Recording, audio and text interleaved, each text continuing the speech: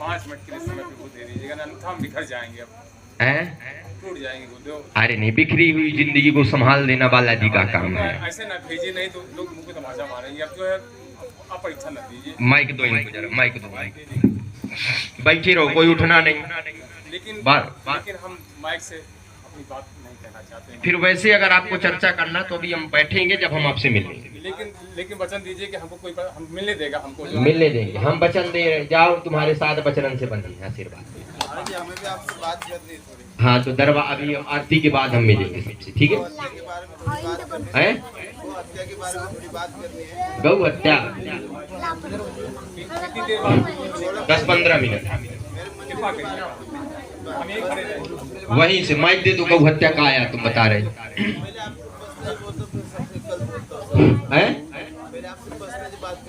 अभी बताओ ना, पर्सनल यहाँ सभी अपने ही आदमी यहाँ है।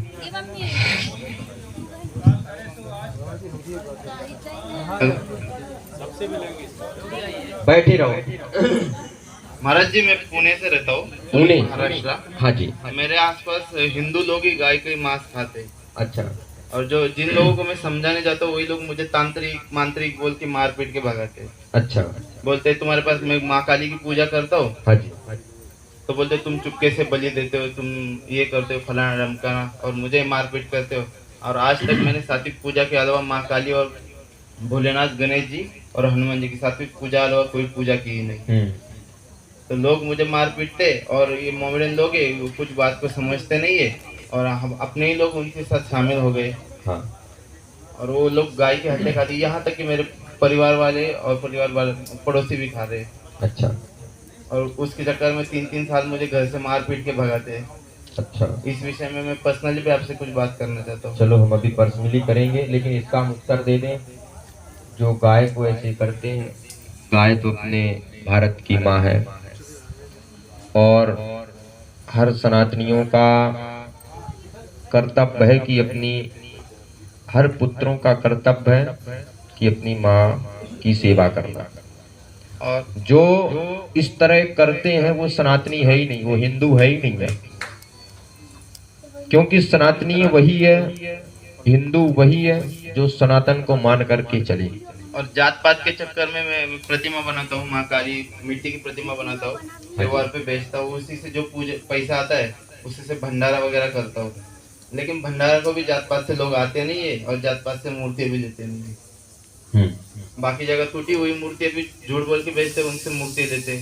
और मैं सात्विक पूजा करके मूर्ति उनको दिया, वो मूर्ति लेते नहीं है, और लिया भी तो जिसके लागत मूल्य उससे कम मूल्य में मूर्ति मांगते। अच्छा। कम से कम आज मैं 5 लाख को इस साल में डूब गए हो, 5 लाख मिला नहीं। अच्छा, चलो बालाजी से हम आपकी अर्जी लगाएंगे। और जो ये आपने गौ हत्या वाला कार्य बताया, ये अर्जी हम विशेष बालाजी से प्रार्थना करेंगे, और सब सनातनियों को भी कहेंगे कि प्यारे तुम जग जाओ, अब समय आ गया है तुम्हारे फुसकारने का। जितना तुम फुसकारोगे उतना भगवत कृपा तुम्हारी जिंदगी में होगी। हम सब लोगों से हाथ जोड़ के विनम्र निवेदन करेंगे कि आप लोग ऐसा मत करो। अगर आप एक बात बताओ, तुम क्या सारे देवताओं को प्रसाद खिला सकते हो? लेकिन अगर एक गाय को एक डली गुड़ खिलाने से 33 कोटि देवी देवता पाते हैं। बताओ। और एक बात है, जैसे माँ की पूजा करते हैं, जो माता की, जो देवी देवताओं की पूजा करते हैं, वो दीक्षा देते हैं ना दूसरे को। हाँ। दीक्षा समय भी बकरा काट देते, और गले में इतना सोना पहने हुए, और मैं ऐसे गया तो बोलते ये अघोरी, इसे बाहर मार के भगाओ, ये नहीं तो अपने देवता चुरा लेगा। मैं समझाया जाता हूँ कि कोई बकरा वकरा काटने से कोई माता प्रसन्न नहीं होती, और मुझे ही बोलते तुम्हारे पास कोई शक्ति नहीं है, कोई तुम्हारी भक्ति नहीं है, तुम्हारे पास कोई देवता नहीं है। देवता तो थोड़ी किसी के पास है, वो तो सनातन की। मैंने जो मंदिर बनाया है, अच्छा, वहाँ पे कोई देवता नहीं। तुम ऐसे करते तो वहाँ देवी, यहाँ तक कि प्राण प्रतिष्ठा के जो ब्राह्मण आए थे वो भी बोले तुमने बलि नहीं दिया इसलिए माता क्रोधित है तुम पे। ऐसा बिल्कुल नहीं है। अब ये बताओ, कोई माँ चाहेगी कि किसी पुत्र को मारे? बिल्कुल नहीं है। ऐसा कौन से शास्त्र में लिखा बताओ कि बिना बलि दे जो है कि कोई कार्य नहीं होता? ऐसा बिल्कुल नहीं है। स्वप्न मार्गदर्शन में जैसे बात करनी थी तो आपका ही मुझे ये प्रेरणा मिली कि आपके पास आ जाए। अच्छा। तो उसी चक्कर में मुझे नंबर भी मिला। हाँ जी। आधा नंबर स्वप्न मार्गदर्शन में मिल गया था, आधा मैंने खोज लिया। अच्छा। चलो अभी हम आपसे फिर चर्चा करें, ठीक?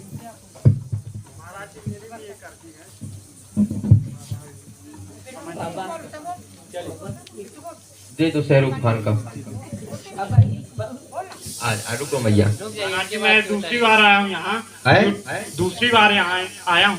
पहली बार अर्जी लगा था सैटरडे को, सैटरडे को अर्जी लगाया था। हाँ जी। और दूसरी बार यहाँ आया हूँ। हाँ, मेरी भी एक समस्या कि जब से हमारे पापा लोग दूसरी जगह घर बनाए हैं, हाँ बेटा, और पता नहीं चल रहा कि जब से घर बनाए 2-3 साल बाद मेरे भैया खत्म हो गए, और उसके बाद भी अभी रक्षाबंधन के दिन मेरे पापा भी गुजर गए।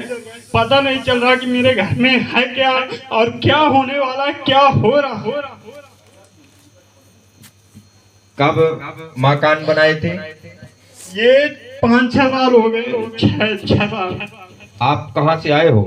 मैं देवार से आया हूँ, उचेरा ब्लॉक के पास, ये कुनहरी लगन माँ सहीजना के हाँ। बगल से जो भरहूत गांव है ना, हाँ। उसके बगल 1 किलोमीटर पहले पड़ता है, वहीं से आया हूँ। उतने तो आसपास तो अपने रिश्तेदार भी यहाँ एक दो। जी महाराज जी, हमने जब आपका परिचय देखा कि सुनो, महाराज आप अब रिश्तेदारी नहीं निकालेंगे थोड़ी की। जी महाराज, आप अपने घर की मिट्टी लेकर के आइए, जो मकान आप बनाए हैं वो मकान की मिट्टी आप हमको दिखाइए। हम देखते हैं बालाजी की प्रेरणा से कि आगे क्या होगा, ऐसा क्यों हो रहा है, या तो कोई कुछ करा तो नहीं रहा मकान बनवाने के बाद। आप हमको मिट्टी दिखा दो बेटा, हम तुमको तुरंत समाधान बता देंगे, ठीक है महाराज? चलो, आशीर्वाद। हाओ हाओ अम्मा, बताएंगे हम, मिट्टी ले आएंगे। आप कहाँ से आए श्रीराम? ऐसे कैसे कर लेते? आपकी आवाज ऐसे बोले। कानपुर से? अच्छा, कानपुर के आगे से। क्या अर्जी है बालाजी के चरणों में? बहुत परेशान है, बहुत भटक के आपके पास आए, आपके पास आए, कुछ कह नहीं सकते आप, कितना हम परेशान हैं। लड़के थे, मुकदमा भाई चला रहा है 3 साल से, मुकदमा भी नहीं खत्म हो रहा, बड़ा परेशान है, बिजनेस भी नहीं चल रहा है, हम बहुत दुखी हैं महाराज। आप दोनों हाथ की मुट्ठी बांधो, खोल लो। अभी हम आपसे मिलेंगे और आपको हम बताएंगे क्या समस्या, ठीक है? चलो बालाजी से। कहाँ से आए हैं आप? झारखंड से। चलो अभी हम आरती के बाद हम मिलते हैं, ठीक है? आरती के बाद हम सबसे। हाँ बताओ बेटा तुम। सीताराम। बोलो सन्यासी बाबा की, हनुमान जी महाराज की, गुरुदेव महाराज की जय। हट जाओ, बताओ। माइक उसको दे दो, छोड़। हाँ बोलो तुम बेटा। गुरु जी मेरे पापा है, हाँ जी। और घर में बहुत मारपीट करते हैं, और जिस टाइम हमारे पेपर चलने आने की समय होता है उसी टाइम ये सब करते हैं, उपद्रव करते हैं और मारते पीटते हैं। घर में पता नहीं सब क्या चल रहा है, मारते पीटते हैं, और जब हमारे पेपर होते हैं तभी ये सब होता है। अच्छा, और हम पढ़ भी नहीं पाते हैं हमें। आप कहाँ से आए हो बेटा? रामपुर बागेलान। रामपुर बागेलान। आपके पिताजी घर में ही है अभी? हाँ अभी भी। हम आपको बालाजी की भभूति देंगे, वो घर पर भोजन करते हैं? हाँ करते हैं, और कुछ काम भी नहीं करते कोई ज़्यादा। चलो आप उनको भभूति खिलाना, उसके बाद वो सही हो जाएंगे, और फिर धीरे धीरे जो है हनुमान जी की कृपा हो जाएगी। और उनकी नौकरी भी नहीं है। जब वो सही हो जाएंगे ना तो अपने आप वो नौकरी लग जाएगी, ठीक है? बहुत ही दो। तुम हनुमान चालीसा का पाठ प्रतिदिन करती हो? प्रतिदिन तुम हनुमान चालीसा का पाठ किया करो, एक पाठ प्रतिदिन किया करो, ठीक है? तुम्हारा पढ़ाई में मन भी लगेगा।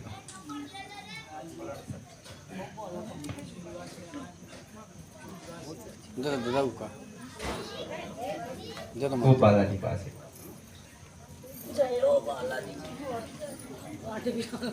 दे दो।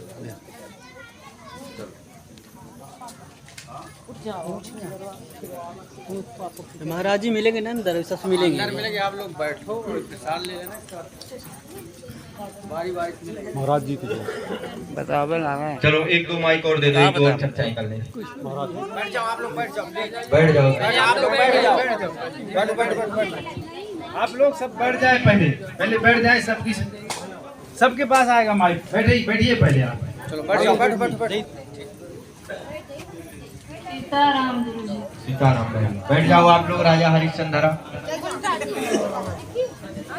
बैठ जाओ, हम भी तो बैठी है ना। गुरुजी, मेरी तबीयत बहुत दिन से खराब रहती है, मैं बहुत जगह दिखाई, आराम नहीं मिलता कभी। अच्छा। मैं हमेशा परेशान रहती हूँ। हाँ। मेरे घर में मेरे परिवार लोग सब परेशान रहते हैं। आप ओम सिद्धेश्वराय नमः मंत्र का जाप किया करो। आप प्रतिदिन जो है शंकर जी को बेलपत्र चढ़ाओ। वो बेलपत्र 5 बेलपत्र चढ़ाओ, जिसमें से एक बेलपत्र आप उतार करके उसको आप सेवन करना चालू कर दो।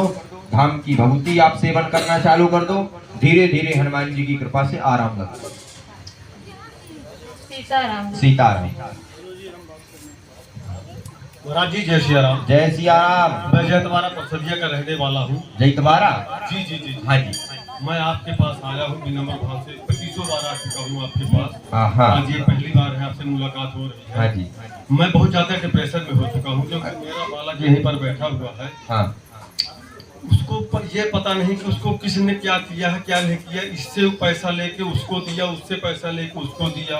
अब वो डिप्रेशन में गया है। मेरी मिसेज है, वो उसको हार्ट की बीमारी, 13 तारीख को मैं पिताजी को लेके जबलपुर गया सेल्वी हॉस्पिटल, और यहाँ मेरी मिसेज, उसको बीपी हाई हो गया, 209 हो गया बीपी। मेरे घर में कोई नहीं। बहुत ज़्यादा मैं साहब महाराज जी परेशान हूँ। मैं आपसे उसका सलूशन और हल लेने आया हूँ। बालक कहाँ है? बालक यहीं पर बैठा है। उठ जा राजा बाबू, उठ जा तुम। ये होनहार बालक मेरी सगी बहन को न जानिए 2.5-3 लाख रुपए 10% में पैसा लेकर दे दिया। वो मेरी बहन अब पैसा देने से इनकार करती है, और जिससे ये पैसा लिया है, अब वो मेरे डंडा डाले हुए है। अब ये बोलता है कि पापा मुझे कुछ याद नहीं, मैं कब लिया, कब दिया, क्या किया, क्या नहीं किया। अमीरपुर में सती माता का चौरा है, वहाँ पे चबूतरा में परिक्रमा करवाया, तब इसका कुछ झटका खुला। आपकी यहाँ की उदी मेरे पास रखी हुई थी, उदी का सेवन करवाया। उसके बाद में बोलने लगा इस तरह हुआ, ऐसा है पापा, ये किया वो किया। अब एक ही बालक है, इसको क्या करूं क्या ना करूं।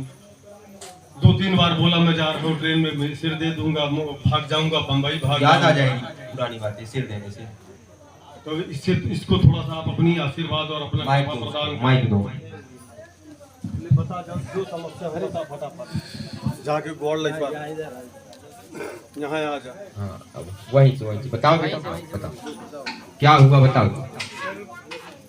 कुछ पता नहीं रहता है, कुछ नहीं है बताना। चलो, आप प्रतिदिन इसको हम बालाजी की सिद्ध अभिमंत्रित भभूति दिए दे रहे हैं।